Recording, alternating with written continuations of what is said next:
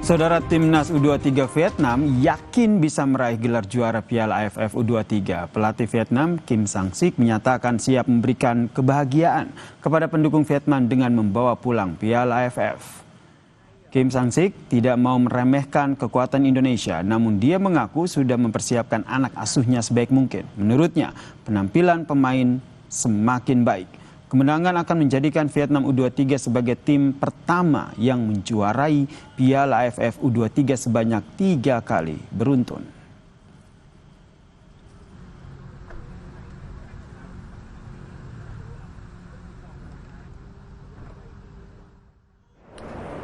내일 베트남이나 인도네시아 모든 힘든 경기가 될 거고 특별히 승리의 포인트는 없습니다. 우리 선수들이 지금까지 준비를 잘 해왔고 또 매 경기를 하면서 경기력이 좋아지고 있고 또 자신감을 많이 갖고 있기 때문에 내일도 우리가 준비한 대로 인도네시아전을 치른다면 우리 선수들 좋은 결과로 좋은 승리로 또 이룰 거라고 그렇게 생각이 듭니다. Sementara itu, pelatih timnas Indonesia U23 Gerald Van den Berg yakin timnya akan mengangkat trofi juara. Melawan Vietnam nanti, Van den Berg mengaku tidak menyiapkan skenario penalti. Van den Berg bilang ia tidak melatih penalti, melainkan kemenangan dalam laga waktu normal.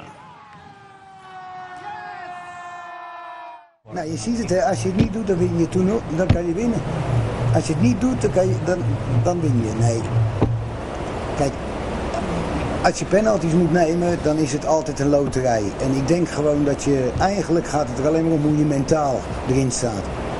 En ik denk dat wij hebben laten zien dat wij op dit moment gewoon mentaal goed zijn. En ik bedoel, het is ook een geluksfactor, hè. Ik bedoel, je moet een beetje geluk hebben en ja, dat hadden wij. Ik heb in ieder geval gezegd dat we niet gaan oefenen, want dan winnen we.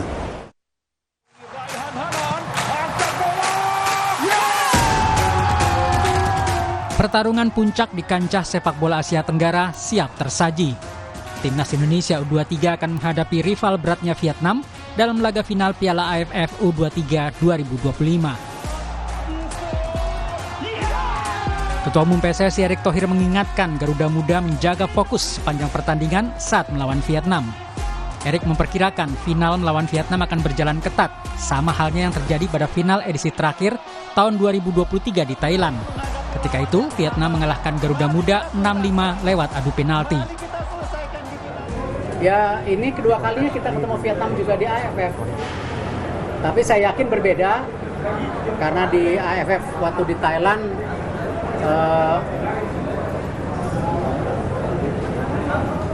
ya cukup keras. Ya, kalau ingat teman-teman, cukup keras. Ya hari ini ya kalau mereka kasih keras, kita kasih keras juga. Ya, kita tuan rumah di sini, jangan mereka injak-injak home base kita. Jadi kalau di sana main keras, ya sini kasih keras. Bukan berarti mencederai. Ya. Analis sepak bola Binder Singh yakin pelatih Gerald Van den Berg akan menerapkan taktik menyerang untuk mengimbangi cara bermain Vietnam yang terbuka dan agresif. Saya pikir gak akan defensif ya, karena strategi dari Gerald dari awal itu adalah menyerang. Jadi saya ragu kalau akan defensif, dan nanti pun jika suatu saat timnas U23 akan bermain away, saya yakin strateginya akan tetap menyerang, nggak akan defend, karena itu memang adalah filosofi dari Gerald. Tapi kalau untuk menghadapi permainan keras dari Vietnam nanti, ya para pemain kita harus counter press-nya bagus. Stadion utama Gelora Bung Karno Jakarta akan menjadi saksi bisu perebutan gelar juara. Laga ini bukan sekedar final biasa, melainkan penentu sejarah bagi kedua tim. Apakah Vietnam akan meraih gelar juara 3 kali berturut-turut, atau justru Indonesia akan bangkit dan meraih mahkota juara di kandang sendiri? Tim Liputan Kompas TV. Anak asuh Van den Berg bermain agresif sepanjang Piala AFF dan melangkah ke babak final Piala AFF, saudara. Akankah debut dari Van den Berg ini akan berbuah gelar di GBK? Kami membahasnya bersama dengan analis sepak bola M. Kusnaini, atau akrab aku sapa Bungkus. Selamat petang, Bungkus. Selamat petang ya, Sir. Ini Van den Berg ini kan memenangi laga dramatis melawan Thailand. Menurut Anda ini bakal jadi bekal yang sangat penting begitu untuk timnas Indonesia, Garuda Muda kita menghadapi Vietnam? Ya, ini pasti akan menjadi modal secara psikologis ya bagi para pemain, terutama bahwa mereka pernah menjalani fase yang sangat sulit dan bisa melewati. Final nanti lawan Vietnam ini akan lebih sulit dibanding pertandingan lawan Thailand atau bahkan Malaysia. Nah, karena itu pengalaman bermain sulit melawan Malaysia, bermain lebih sulit menghadapi Thailand, itu akan memperkuat mental pemain untuk lebih siap menghadapi Vietnam. Kita tahu bahwa secara materi pemain, Vietnam ini termasuk tim yang materinya tidak kalah dengan Indonesia. Jadi kalau Malaysia, Thailand itu secara materi pemain itu masih di bawah kita. Tapi kalau Vietnam enggak, karena Vietnam ini pemain-pemainnya rata-rata juga main di liga.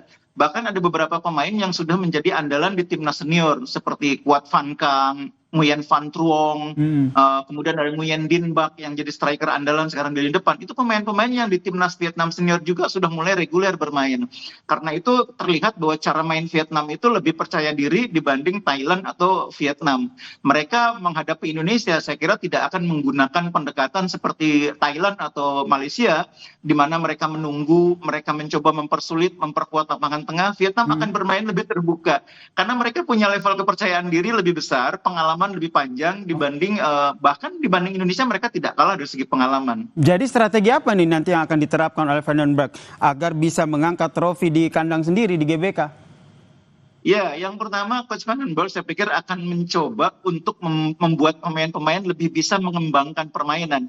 Ini kan yang tidak terlihat dalam 2 laga terakhir melawan Malaysia, melawan Thailand. Kita tidak bisa mengembangkan cara bermain yang diinginkan oleh pelatih atau game plan yang disiapkan oleh pelatih karena ada beberapa titik di mana sulit untuk bermain dengan maksimal.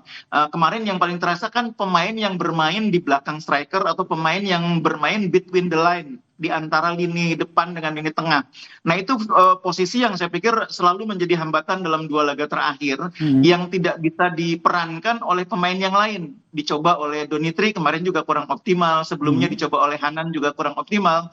Mungkin besok ketika Arhan bisa main lagi, mudah-mudahan peran sebagai pemain between the line itu akan bisa dijalani dengan baik oleh Arhan. Mudah-mudahan kondisinya cukup baik untuk bisa bermain, sehingga permainan kita lebih berkembang. Baik, itu di middle line gitu. Kalau kita ngomong di lini depan begitu. Kalau kita lihat sebelumnya kan Jens Revan keluar, digantikan oleh Hoki Caraka. Tapi permainan terakhir Thailand ini Jens Revan dan Hoki Caraka bermain bersamaan. Apakah strategi ini akan kembali dilakukan oleh Van den Berg? Ya, kemarin itu situasinya darurat ya. Darurat di mana kita ketinggalan di 15 menit terakhir. Dalam keadaan seperti itu, pelatih biasanya akan melakukan pendekatan all out ya. Dia menggunakan seluruh amunisi yang dia punya untuk mengejar ketertinggalan. Kan bukan hanya Hoki Caraka yang dimainkan. Bahkan Ferrari juga dimainkan sebagai striker untuk membantu Raven. Karena memang Ferrari ini punya kemampuan duel bola atas yang bagus. Nah dengan adanya Raven, ada Ferrari, kemudian juga ada Hoki, itu kan bola lebih berani diangkat ke dalam kotak penalti, lebih banyak diangkat dengan bola-bola cross dari samping. Dan hasilnya kan salah satunya menjadi gol melalui skema tendangan sudut. Jadi memang dalam situasi tertinggal dalam sebuah turnamen, 15 menit terakhir biasanya dipakai oleh pelatih untuk menerapkan strategi yang mungkin tidak diduga oleh lawan. Dan kemarin strateginya adalah all out menyerang dengan memainkan semua amunisi, semua kartu yang punya kemampuan bola atas bagus. Dan hasilnya kemarin cukup efektif. Oke, termasuk Brandon ya, yang bermain baik di lawan Thailand kemarin. Apakah ini juga akan menjadi salah satu pertimbangan begitu? Karena yang kita nantikan, kira-kira siapa aja nih line up yang nanti akan diturunkan oleh Van den Berg melawan Vietnam ini? Iya, kalau misalnya semua dalam kondisi terbaik, saya pikir formasi yang akan mungkin diturunkan adalah formasi 4-3-3, di mana di belakang ini duetnya Akang dengan Kadek Arel kan sudah paten ya, sudah tidak tergantikan. Bek kanan mungkin Ahmad Maulana, di kiri Doni kembali main di kiri. Nah kalau misalnya akan bisa pulih, mungkin akan menjadi pemain yang bermain di posisi nomor 10, di belakangnya ada Robbie Darwis. Kalau Tony kan kemungkinan besar nggak akan bisa main.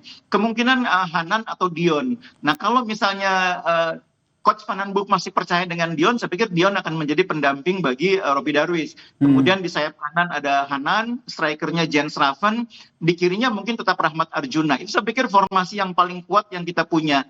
Meskipun tidak mustahil kalau misalnya Detan siap, Detan bisa main di wing kanan, kemudian Hanan didorong ke tengah berduet dengan Robbie Darwis sebagai pemain jangkar. Itu opsi-opsi yang saya pikir mungkin dimiliki oleh Coach Van den Burg kalau kondisi pemain siap untuk dimainkan. Oke, kalau kondisinya siap dimainkan dan kita berharap itu ya. Terakhir nih Bung Gus, Bung Gus prediksinya apa? Saya tidak berbicara angka tapi lebih ke selesainya seperti apa? Kan kita punya bisa dikatakan sebagai tragedi begitu karena kita pernah kalah melawan Vietnam ini dalam laga drama penalti.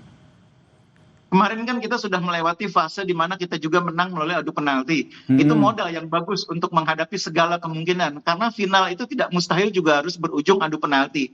Kalau saya melihat dengan cara main Vietnam, dengan cara main Indonesia yang terbuka, kemungkinan selesai dalam 90 menit itu cukup besar ya. Karena cara mainnya Thailand dan Vietnam berbeda. Thailand ini kemarin sangat menunggu kan. Malaysia juga sangat menunggu sehingga kita kesulitan. Ditambah lagi pemain kita tidak lengkap. Besok mudah-mudahan Arhan bisa main lebih lengkap materi pemainnya, kita bisa selesaikan dalam 90 menit mudah-mudahan. Ini doa kita bersama ya, diselesaikan dalam 90 menit dengan kemenangan Timnas Indonesia U23 dan trofi juga akhirnya diangkat di GBK. Terima kasih Bungkus atas analisnya jelang pertandingan final Piala AFF U23. Salam sehat Bungkus. Terima kasih. Dan saudara, bisa jeda Kompas Petang masih punya informasi soal warga Malaysia termasuk mantan Perdana Menteri Malaysia Mahathir Mohamad yang turun ke jalan di ibu kota Kuala Lumpur menuntut Perdana Menteri Anwar Ibrahim mundur.